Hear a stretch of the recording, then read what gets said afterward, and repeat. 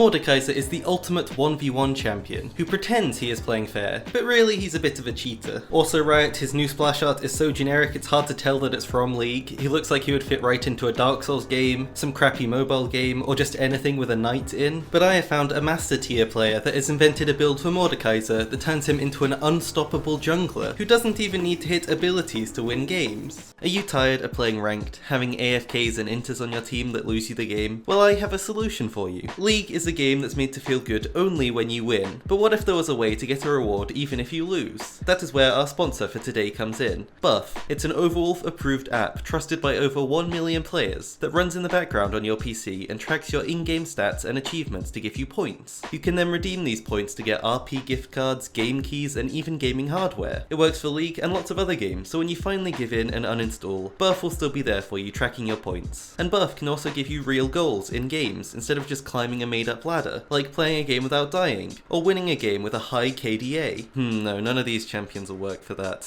Maybe this one? This app isn't instant money, but it takes zero effort to use, it's free, and it takes up a very small amount of your PC's resources, so there's no real drawback to leaving it on in the background. Join Buff for free using the link in the description below. Back to Mordekaiser. He has all the damage of a carry in his kit, but his biggest problem is his weak early laning, with a ton of counters in top lane that he cannot beat no matter how well he plays.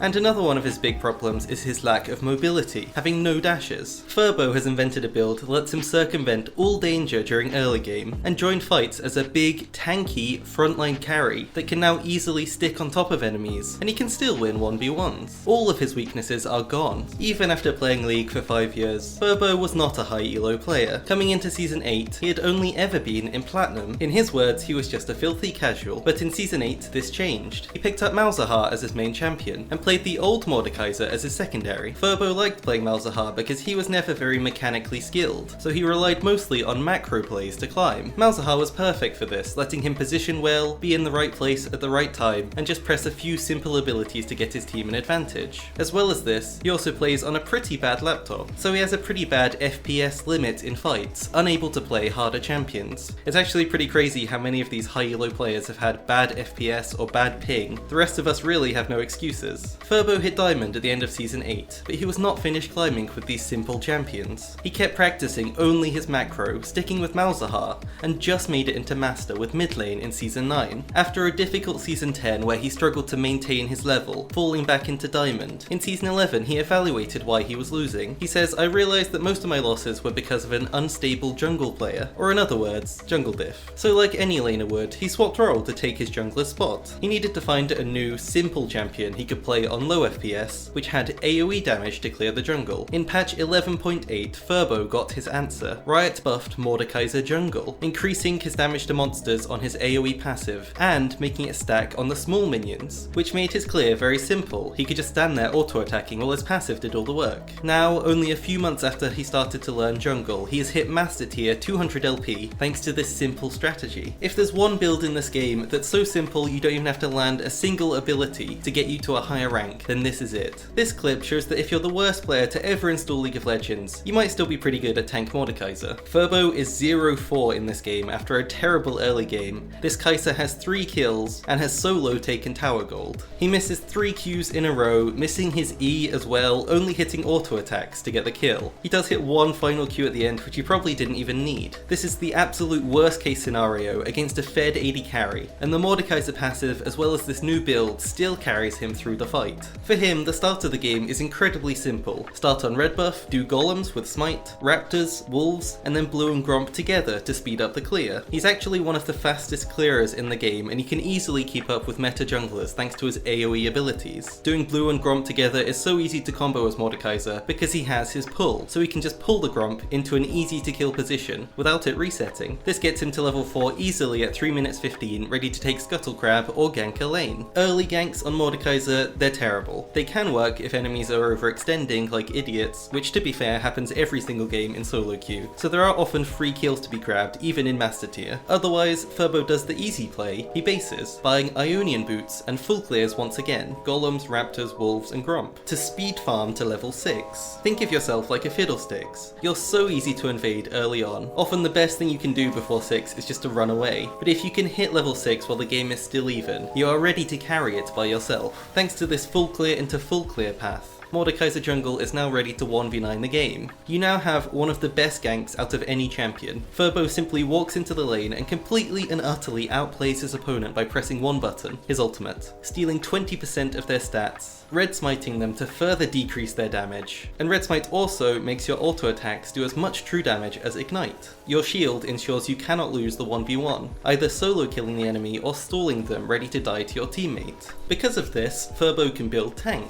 He buys Frostfire Gauntlet first item, so he can just run at the enemy, and even if he misses everything, his auto attacks will still slow them, letting him die just to his passive damage. Or worst case, they die right after leaving the ultimate, where they're still slowed. There is one big problem with this gank. How does Mordekaiser reach them when he's so immobile? Well, first he buys Ionian Boots on his first base, giving cheap movement speed and great cooldown reduction for his one and only gank tool. But Furbo also plays with Ghost instead of Flash, using it early in the river to speed through any wards and still catch the enemy in Death Realm no matter what. Ghost keeps going on the inside of Death Realm, so he will reach the enemy with all this movement speed and he will apply the slow. Mordekaiser Jungle is a brainless strategy. It's almost impossible to not get a kill in a bot lane gank. Usually it's the most risky lane to try and kill, but Mordekaiser can just ult the AD carry to split them up from any help and run them down for a free 1v1. Bot lane is always the best, most consistent lane to win if you want to win the game, since it gives you a strong duo to play with.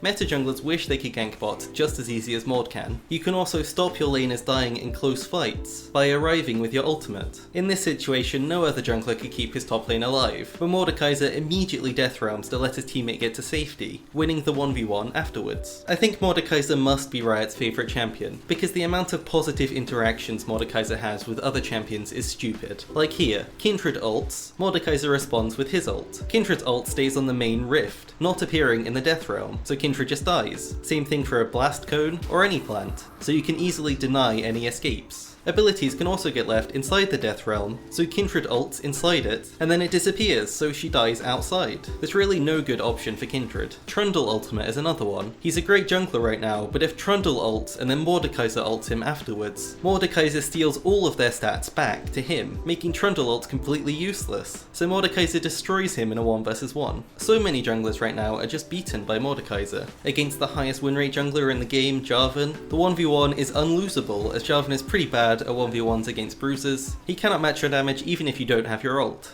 As an immobile champion, counter-ganking will still be your best feature. If enemies come to you, they're going to die. If enemies overextend, Mordekaiser can set up a punish. He ults one person and stalls for his team to arrive. Enemies must retreat and give up this pick, or they'll be committing to a bad fight, which could lose them the whole game. Mordekaiser Jungle has one more specialty: objective control. Early in the game, since your ultimate is so important for ganks, it has a long cooldown, and when it's down, it's the perfect time to take free objectives. Furbo waits for the enemy jungler to go for a gank on the other side of the map, and secures Dragon or Rift Herald, as well as likely getting all of the enemy jungle camps on that side of the map. But if the enemy jungler is around, he can simply ult them to take the 1v1, winning it and eliminating their smite. Even in groups of enemies, he can press ult to get a kill, and stall for his team to arrive, whereas any other champion would immediately get focused and die. You always want to get a kill before starting a Baron, and Mordekaiser can find one every game on the most important target. Furbo sets up this play alone, he gets the kill alone, and he carries his team on his back.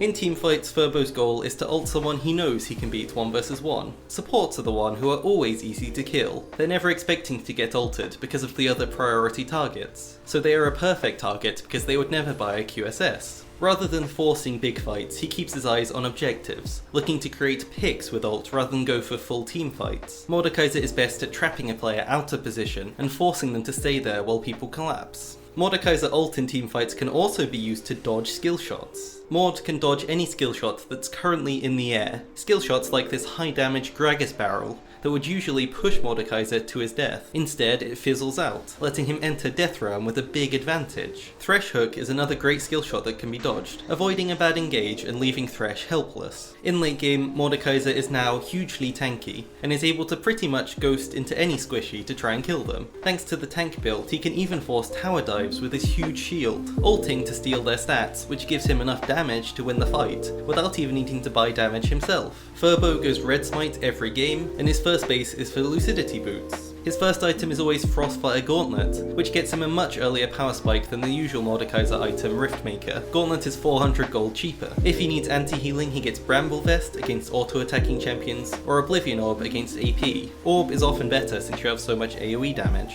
His second item is situational. He thinks about what he needs to beat enemies. If he's against a strong dueling jungler that might be able to beat him, Furbo builds Nash's Tooth to ensure he has enough damage to win the 1v1. Demonic Embrace is good against a team of tanks. Spirit Visage if you have a healing champion on your team, and then after this, Nash's is probably the best default item, and then go full tank after that, buying resistances for the person you're planning on ulting. So if you need to kill a Draven, then Thornmail and more armor would be a great upgrade. Furbo's runes are Conqueror to help him in auto-attacking fights with tank secondaries. He actually really made a good point about Legend Alacrity. He really hates it, because in the best case scenario it gives you 18% attack speed when it's fully stacked with loads of kills. This is equivalent to 1.5 daggers or 450 gold value. This is tiny in comparison to Legend Tenacity that can get you up to 30% tenacity, which is incredibly good on an immobile champion like Mordekaiser, and tenacity is incredibly hard to buy. It lets you get better engages, hit more abilities, and avoid death more often.